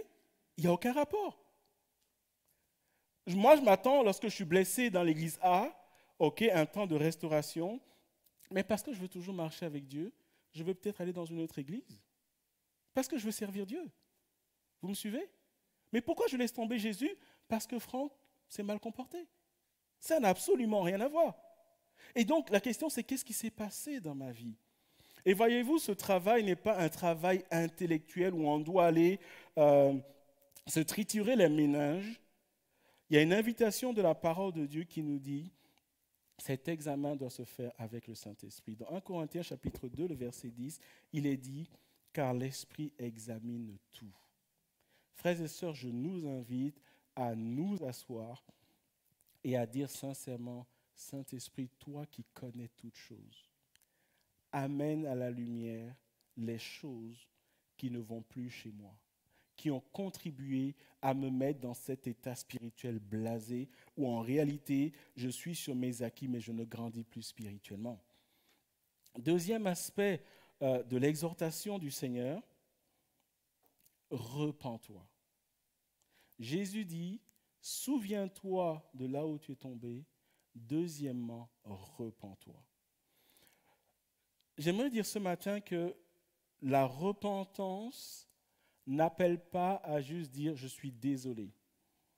La repentance ne se situe pas au niveau de nos émotions.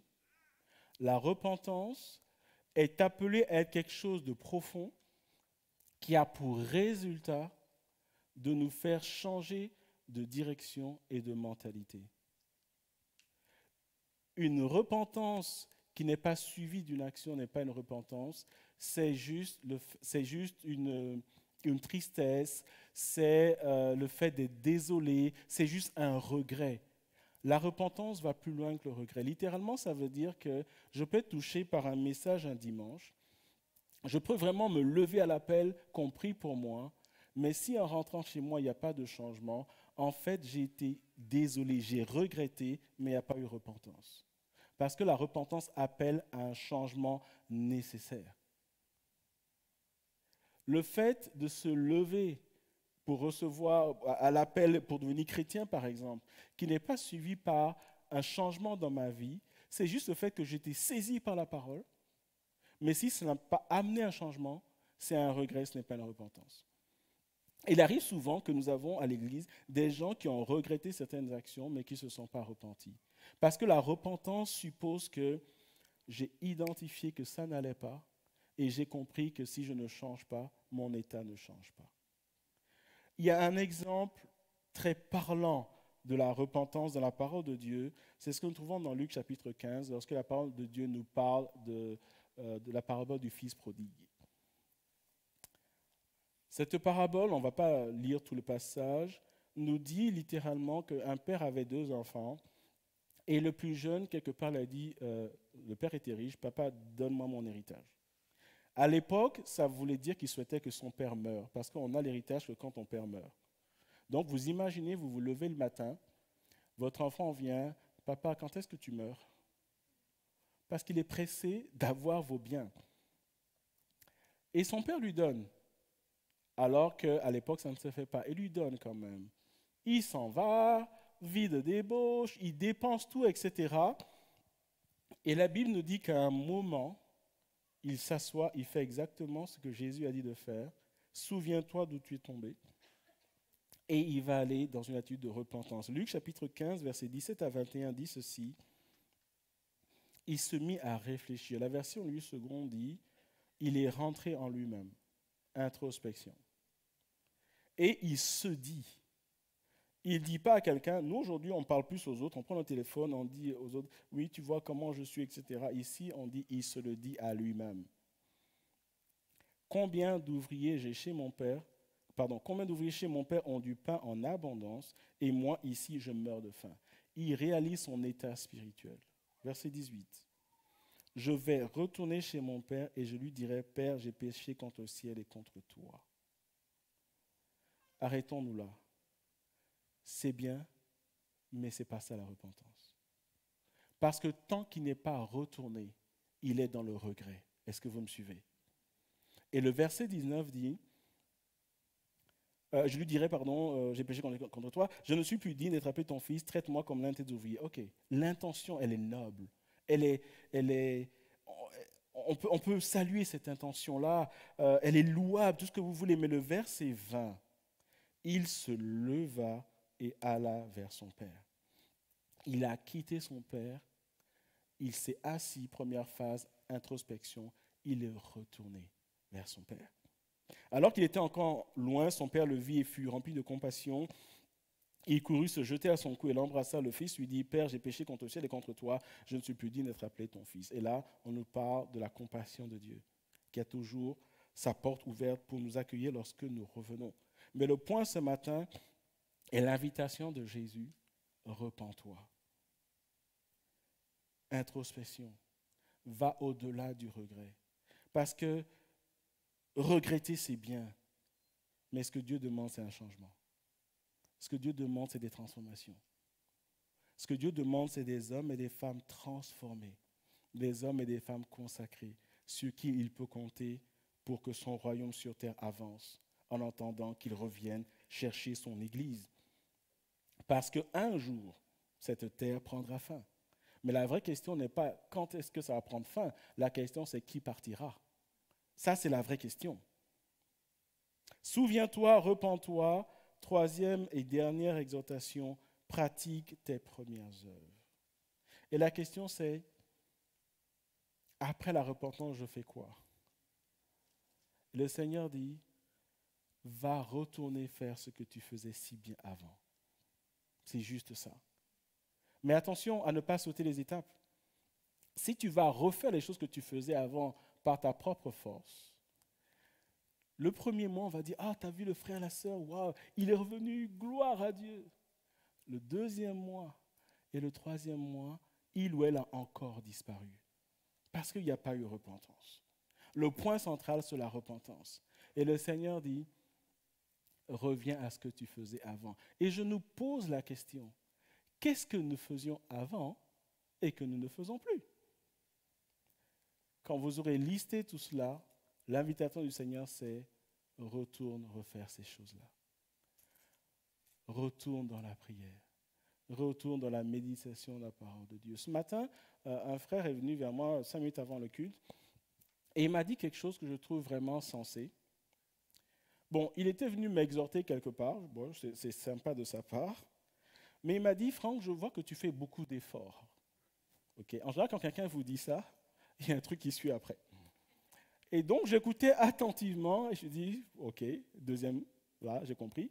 Il me dit, tu fais beaucoup d'efforts, mais tu sais, ça ne dépend pas de toi, ça dépend des gens. Il me dit, tu peux dire tout ce que tu veux, si nous ne décidons pas, et il parlait de lui, il dit, si moi je ne décide pas, il ne va rien se passer. Et vous savez quoi, je suis d'accord avec lui.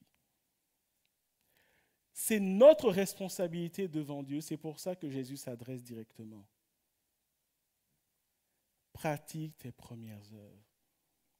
Même si j'avais la lubie d'instaurer un système de contrôle dans l'Église, ça ne changerait absolument rien. Parce que seul moi, je peux décider pour moi, et seul vous pouvez décider pour vous. Revenir aux premières œuvres est une décision personnelle. Et la question c'est, quel est mon choix de vie dans le royaume de Dieu? Pourquoi est-ce que je viens à l'Église? Qu'est-ce que je veux faire pour le Seigneur? Où est-ce que je veux être pour le Seigneur? Qu'est-ce que le Seigneur m'appelle à faire et suis-je prêt à lui obéir?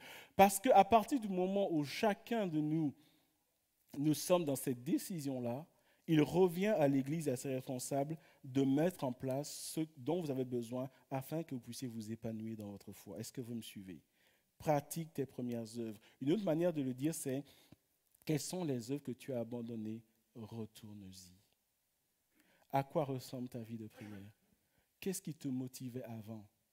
Pourquoi maintenant on doit t'exhorter à prier alors qu'avant tu priais toi-même? Pourquoi maintenant on doit mettre en place, il faut méditer, il faut lire, etc. alors qu'avant tu lisais tout seul?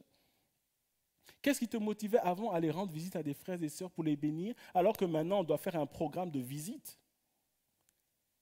Retourne à tes premières œuvres. Pour reprendre la même illustration concernant un couple, qu'est-ce qui faisait battre ton cœur pour cette jeune femme, pour cet homme que tu as épousé? Qu'est-ce qui faisait que quand tu ne le voyais pas, tu la voyais pas, tu ne dormais pas? Jésus nous appelle à repartir à ces choses. Parce que cette personne, au fil des années, à part le poids, à part le nombre des années, cette personne est la même. C'est pour ça que tu l'as épousée, normalement. Est-ce que vous me suivez? Jésus fait suivre son exhortation d'un avertissement. Dans la deuxième partie du verset 5, Apocalypse 2 toujours, il dit, et avant de lire cela, il faut comprendre que cet avertissement veut dire que la vie chrétienne, ce n'est pas un jeu. Vous pouvez jouer avec si vous voulez, mais ce n'est pas pour ça que c'est un jeu. Ce n'est pas parce que vous jouez avec quelque chose que cette chose est un jeu, n'est-ce pas? Et Jésus dit, vous pouvez faire comme vous voulez, il n'y a pas de problème, mais le royaume de Dieu ne va pas descendre à ton niveau. Dieu ne va pas descendre à ton niveau. Tu fais comme tu veux, mais sache que pour chaque chose que tu fais, il y a une conséquence qui est là. Verset 5, deuxième partie, Jésus dit, sinon, je viendrai bientôt à toi et j'enlèverai ton chandelier de sa place, à moins que tu ne changes d'attitude, littéralement, à moins que tu te repentes. Donc la repentance revient, mais Jésus dit, et c'est un avertissement qui est à peine voilé, c'est clair. Jésus ne fait pas dans la demi-mesure. Jésus n'est pas du genre à caresser les gens dans le sens du poil. Jésus dit les choses franchement. Sinon, je viendrai à toi et j'enlèverai ton chandelier de sa place. Jésus dit, j'ai mis des choses dans ta vie, tu ne veux pas t'en servir, il n'y a pas de problème, je reprends ça, je donne à quelqu'un d'autre. Est-ce que vous me suivez? Il y a dans cette salle des hommes et des femmes qui ont reçu des appels de Dieu dans leur vie. Je leur pose la question ce matin, qu'est-ce que vous en faites? Ne croyez pas que Dieu est pris en otage par vos humeurs, par vos décisions, par mes humeurs, par mes décisions. C'est pour ça que dans la Bible, nous lisons des passages où il est dit que si les hommes ne veulent pas louer Dieu, il va susciter des pierres. Parce que Dieu n'est pas à court de ressources. Servir Dieu, c'est une grâce. Mais si tu ne veux pas, il n'y a pas de problème. Mais alors Dieu va utiliser quelqu'un d'autre. Et quand le Seigneur dit « j'enlèverai ton chandelier de sa place », il veut dire par là que ne crois pas que sans toi, Dieu ne peut rien faire. Il y a des gens, ou il y a même des pasteurs, des hommes de Dieu, qui pensent qu'ils ont l'onction, ils ont l'appel, mais la vérité c'est qu'avant qu'ils ne naissent, le royaume de Dieu était là. Quand ils vont mourir, le royaume de Dieu continuera, jusqu'à ce que Jésus viendra. Est-ce que vous me suivez? Et c'est valable pour chacun d'entre nous, moi y compris. Mais ici, le Seigneur dit, je t'appelle à être la lumière du monde. Tu ne veux pas? Il n'y a pas de problème. On va éteindre ta lumière. Comprenez-moi bien, ça ne veut pas dire que Dieu va nous tuer. Non, non, non. C'est une image. Pour dire par là que Dieu va utiliser ceux qui sont disponibles. Mais en même temps, comprends que si tu mets Dieu à côté de ta vie, ne t'attends pas derrière à ce que Dieu te bénisse. Tu ne veux pas de lui. Ben, qu'est-ce que tu veux qu'il fasse? Imaginez, quelqu'un sonne à votre porte, vous voyez qui c'est, vous fermez la porte et vous lui dites « Ah oui, je vois que tu as des cadeaux en main. Écoute, tu restes dehors, mais tu me donnes tes cadeaux. » Bon, je vois que vous riez parce que c'est ridicule. On est d'accord. Il y a des gens qui ne veulent pas de Dieu, mais quand il y a des problèmes, ils veulent que Dieu les bénisse. C'est se moquer de Dieu, frères et sœurs. Quand nous faisons cela, nous nous moquons de Dieu. Parce que nous sommes en train de dire à Dieu, envoie tes bénédictions et laisse-moi vivre ma vie. Et en même temps, aucun d'entre nous, en fermant les yeux le soir, ne sait s'il va se réveiller le matin.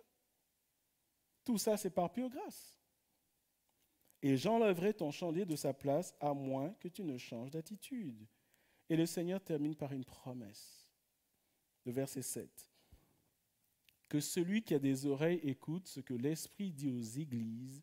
Aux vainqueurs, je donnerai à manger du fruit de l'arbre de vie qui est dans le paradis de Dieu. C'est une image pour parler de l'éternité.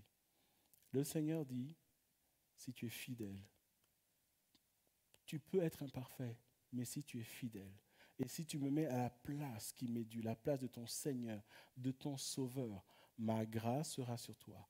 Ma faveur sera sur toi. Je serai avec toi tous les jours. Un peu comme on a chanté, ton amour, ta présence, ta puissance. Dieu dit, je serai avec toi jusqu'au bout. Ma grâce sera sur toi. Je combattrai pour toi. L'ennemi voudra te détruire, mais je serai là parce que je suis ton Dieu, parce que je t'aime. Et ma grâce reposera sur toi jusque dans l'éternité avec moi. Et nous voyons que, et nous savons, selon la parole, que Dieu tient toujours ses promesses. La question c'est, où en es-tu avec le Seigneur? Et au travers de ce reproche qui est très clair, le Seigneur dit, reviens à ton premier amour. Et je me fais l'écho de cet appel, de cette parole de Jésus. Ce que j'ai contre toi, c'est que tu as abandonné ton premier amour.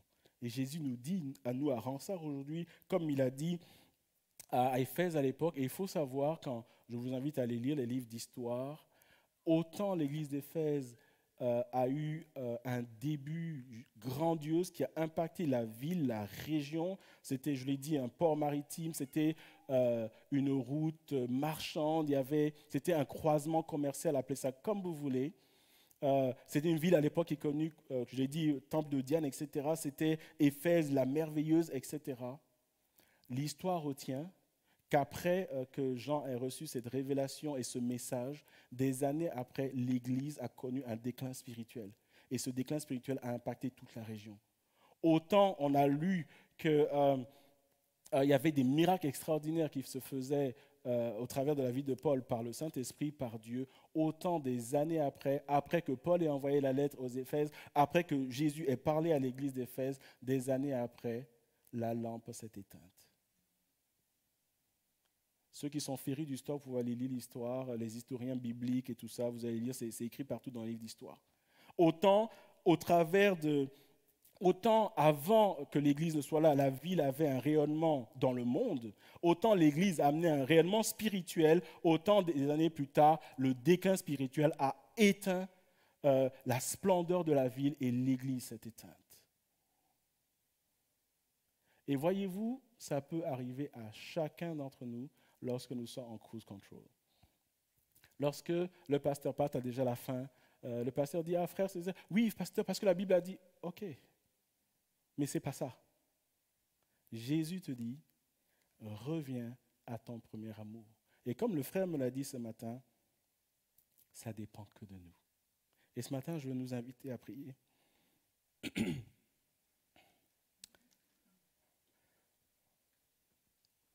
S'il y a quelque chose que nous devions retenir de ce passage ce matin, c'est où en es-tu avec ton premier amour? Où est passé ce feu qui caractérisait tes premiers jours, tes premières semaines, tes premières années dans la foi? Où est ce feu? Qu'est-ce qui t'est arrivé? Qu'est-ce qui a éteint ce feu? Pourquoi ce feu n'est plus là?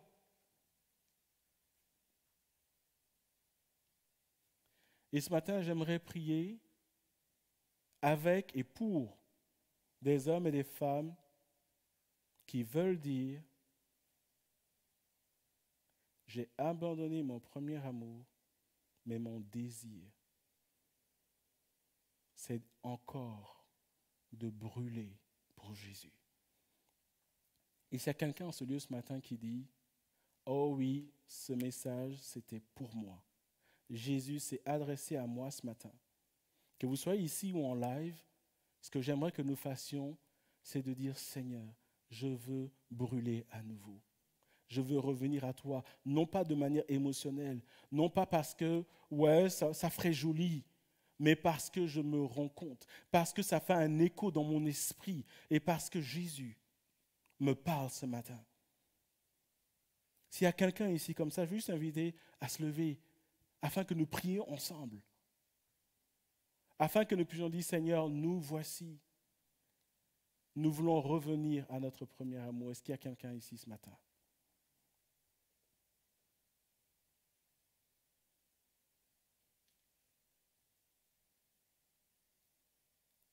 Et s'il y a quelqu'un ici ce matin qui dit, Seigneur, tu me parles ce matin. Je suis blasé spirituellement. Je suis en cruise control. Je suis en pilotage automatique, je ne regarde même pas la route, je regarde à droite, à gauche. Je suis sûr de mon fait. Je suis plus sensible aux choses de Dieu. Je vis sur mes acquis, sur mes connaissances il y a 5 ans, 10 ans, 20 ans. Alléluia. Alléluia. Seigneur, je prie ce matin avec mes frères et sœurs qui en signe d'abandon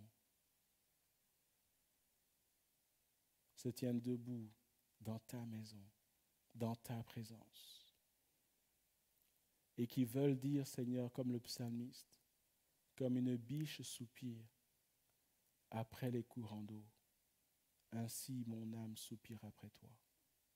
Seigneur, je prie dans le nom de Jésus que tu te saisis de ces personnes. Et je prie, Seigneur, que ce feu les embrase à nouveau. Je prie, Seigneur, dans le nom de Jésus, que tu ravives ce feu au plus profond de leur cœur. Dans le nom de Jésus, Seigneur, quand tu parles à ton Église, tu t'attends à une réponse. Seigneur, ils te disent, me voici, et je me joins à eux, Seigneur. Seigneur, que ce feu brûle à nouveau. Que ce feu brûle à nouveau. Dans le nom de Jésus. Seigneur, je prie que tu étendes ta main sur leur vie. Je prie que tu les aides par le Saint-Esprit à identifier là où ils sont passés en pilote automatique. Et je prie que tu les amènes, Seigneur, dans cette dimension de repentance qui apporte un changement. Et je prie pour des percées spirituelles dans leur vie, dans le nom de Jésus. Je prie pour ceux d'entre eux qui sont appelés, Seigneur, à œuvrer pour toi, que tu les remettes en selle, Seigneur, et que tu n'éteignes pas, et que tu ne déplaces pas le chandelier. Seigneur, je prie pour leur vie, et je demande ta touche surnaturelle dans le nom de Jésus. Je te remercie, Seigneur. Alléluia. Nous continuons à prier ce matin, avant de terminer ce message. J'aimerais peut-être prier pour des personnes qui sont là et qui ne savent pas où elles en sont avec Dieu. Tout comme Samson qui était tellement sûr de lui. Et je veux m'adresser à des personnes qui n'ont pas l'assurance de leur salut. À des personnes qui pensent peut-être qu'elles sont sauvées, mais qui n'en ont pas l'assurance. Et s'il y a quelqu'un ici ce matin qui veut lever la main et dire « J'aimerais qu'on prie pour moi ». Parce qu'en réalité, quand Jésus dit qu'on sera avec lui pour l'éternité, j'en suis pas sûr du tout. Et s'il y a quelqu'un ici ce matin qui veut juste lever la main, afin que nous prions avec elle.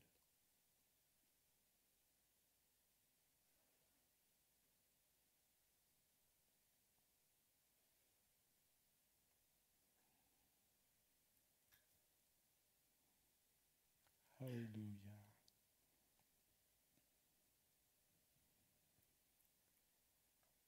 Seigneur, je prie pour ces personnes ici ou en live qui n'ont pas du tout l'assurance de leur salut. Et je veux prier, Seigneur, et les présenter devant toi. Et je prie, Seigneur, que tu te révèles à ces personnes. Je prie, Seigneur, que tu te révèles à ces personnes afin qu'elles saisissent l'enjeu spirituel. Afin qu'elles comprennent qu'au-delà de la vie physique, il y a la vie spirituelle. Afin qu'elles comprennent que tu les as tellement aimées, que tu as envoyé Jésus mourir à la croix. Afin qu'elles comprennent que Jésus n'est pas simplement un personnage historique, mais le Fils de Dieu, qui est mort et ressuscité au 3e jour et qui reviendra chercher ceux qui lui appartiennent. C'est toi qui convaincs en ce qui concerne le péché, la justice et le jugement, et je prie que tu fasses cette œuvre dans le nom de Jésus. Je te remercie parce que tu le fais. Et ce matin, Seigneur, je veux prier pour cette parole que nous avons entendue. Seigneur, notre désir ici à Ronsard, c'est d'être la lumière du monde. Mais nous ne pouvons pas être lumière si nous ne revenons pas à notre premier amour. Et je prie, Seigneur, que tu nous appelles à faire ce travail d'introspection, cette étape de repentance. Mais Seigneur, à ne pas juste rester dans le j'exécute, mais dans le je me lève et je repars à mes premières œuvres. Seigneur, je prie dans cette Église, pour cette année, que chacun se lève et revienne à son premier amour, afin que nous soyons efficaces entre tes mains, afin que nos cultes, Seigneur, soient marqués par l'empreinte de ton esprit. Seigneur, nous crions chaque dimanche que nous voulons te voir, et toi, tu nous dis, reviens à ton premier amour. Seigneur, fais-le par le Saint-Esprit, je te prie. Et je te rends grâce et gloire parce que c'est toi-même qui suscite un tel message. Et je prie, Seigneur, que l'ennemi de nos âmes ne vienne pas voler ce message, ne vienne pas fermer ce message dans des circonstances, dans des choses qui nous accablent au point que nous devenions des auditeurs oublieux. Mais je prie que ce message trouve un chemin au plus profond de nos cœurs et que cela porte du fruit. Dans le nom de Jésus. Je te remercie, Seigneur. Amen. Amen. Nous allons vers la fin de ce culte et nous allons, avant les annonces, avoir notre temps dîmes et offrandes. Et comme nous le disons, nous le répétons, les dîmes, les offrandes, c'est quelque chose que nous préparons. C'est quelque chose que nous désirons donner à Dieu. C'est un acte d'amour, de reconnaissance. Mais également, de manière très pratique, c'est notre contribution pour l'avancement de l'Église locale qui a pour mission d'aller vers les perdus spirituels, j'entends, d'œuvrer à l'épanouissement des chrétiens. Et donc, tous ceux qui ont préparé leurs dîmes et les offrandes, je vous invite à préparer cela, étant entendu, et beaucoup le font, vous êtes libre de faire des virements, c'est vraiment comme vous voulez, mais ceux qui souhaitent apporter de manière physique ici en présentiel leurs dîmes et les offrandes, nous voulons leur donner l'occasion. Je vais inviter les frères et sœurs qui sont préposés à cette tâche au sein de l'Église de se préparer. Nous allons prier pour les dîmes et les offrandes pendant qu'ils vont passer au milieu de vous, et ensuite nous allons écouter les annonces. Voulez-vous prier avec moi ce matin? Seigneur, ce qui semble être une routine est en réalité une expression d'amour de nos cœurs. Seigneur, si nous pouvons donner, c'est parce que toi, tu nous as donné. Et en réalité, Seigneur, tu n'as pas besoin de cela. Seigneur, merci pour chacun de tes bienfaits. Merci pour la vie, pour la nourriture, pour le travail, pour tes grâces. Merci pour ce que tu fais dont nous ne nous en rendons même pas compte. Seigneur, nous vivons comme si nous étions en contrôle de nos vies, mais en réalité, tout est pure grâce. Reçois ces offrandes, qu'elles bénissent notre Église. Je prie que tu ouvres des portes financières, Seigneur, dans ces moments de crise économique où il y a une inflation folle, où les salaires ne suivent plus. Je crie à toi qui es le Dieu qui pourvoit aux besoins des familles, Seigneur, pourvoit aux besoins des individus. Ouvre des portes d'emploi pour les jeunes, je te prie. Seigneur, ouvre des portes d'emploi pour ceux qui ont perdu leur emploi. Je te rends grâce et gloire parce que tu restes et demeures le Dieu de miracles. Je te remercie dans le nom de Jésus. Amen.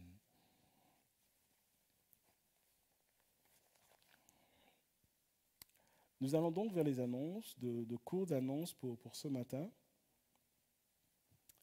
La semaine prochaine, donc à partir de demain, chaque jour de la semaine, lundi, mardi, mercredi, jeudi, vendredi, comme annoncé, nous allons avoir notre semaine de jeûne et de prière. Et quel sera notre sujet principal qui va être découpé pour chaque jour? Revenir à notre premier amour. Nous voulons vraiment dire, Seigneur, saisis notre cœur. Nous voulons vraiment nous consacrer à Dieu. Nous voulons prier comme Jabez pour dire, Seigneur, étends nos limites. Nous voulons que des joues, des choses qui nous empêchent d'avancer soient brisées au nom du Seigneur. Nous voulons que Dieu nous parle, que Dieu nous touche. Nous voulons que Dieu se révèle à nous. Nous aurons des temps où nous prierons pour les malades, nous prierons pour le baptême du Saint-Esprit, mais de manière fondamentale, nous voulons réellement être là où Dieu veut que nous soyons. De manière très pratique, ce sera tous les soirs de 19h à 20h en ce lieu. Et nous sommes invités, chacun en fonction de notre journée, à nous organiser pour avoir un temps de jeûne et de prière. Alors, je le répète, ça fait quand même un certain temps qu'on n'a pas eu ce temps de jeûne et de prière, je pense que ça fait 2 ans, à cause de la pandémie, etc. Alors, quelques précisions. La première chose, si votre état de santé ne le permet pas, ne le faites pas. D'accord? Il y a des enseignements qui disent qu'un chrétien doit jeûner. Le jeûne est une instruction biblique, mais la Bible ne dit pas suicidez-vous.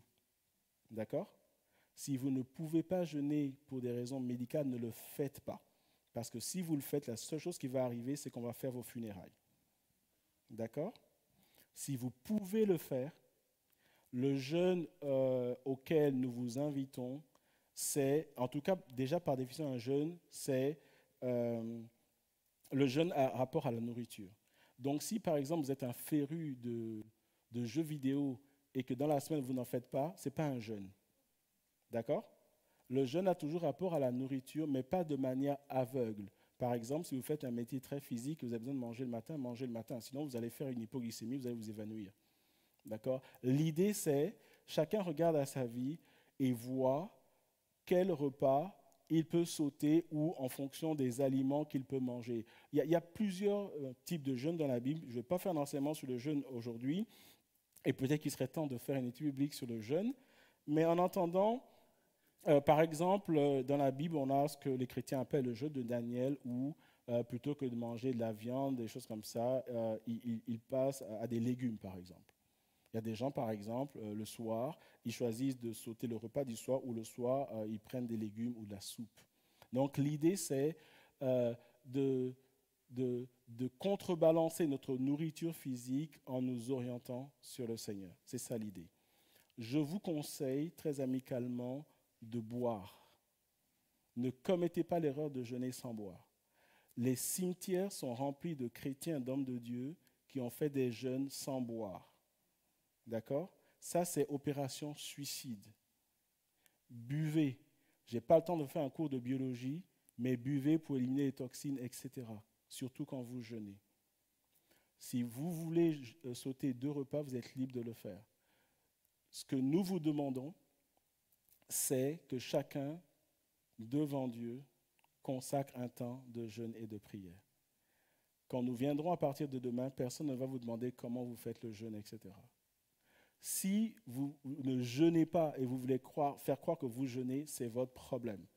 Il n'y aura pas de liste de vérification. Nous viendrons ici pour prier et il y a une puissance dans le jeûne et dans la prière. Est-ce que vous me suivez? Est-ce que vous serez là? 3 amen. Ça promet. Est-ce que vous serez là? Lundi 19h, mardi 19h, mercredi 19h, jeudi 19h, vendredi 19h. Nous voulons que le Seigneur nous visite en ce lieu.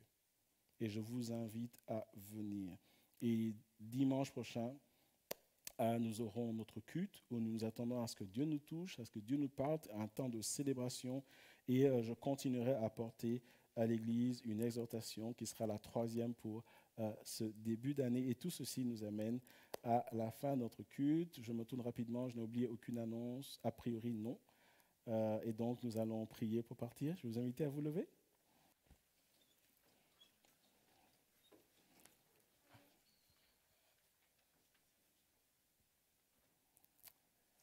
Merci pour ce temps dans ta présence. Qu'il est bon de venir dans ta présence. Qu'il est bon, Seigneur, de venir en tant que famille spirituelle, expérimenter tes grâces, recevoir de toi. Et encore une fois, je prie, Seigneur, que ta parole soit notre fil conducteur. Que ta parole, Seigneur, nous saisisse et nous amène dans ta présence. Seigneur, je veux te prier pour cette semaine.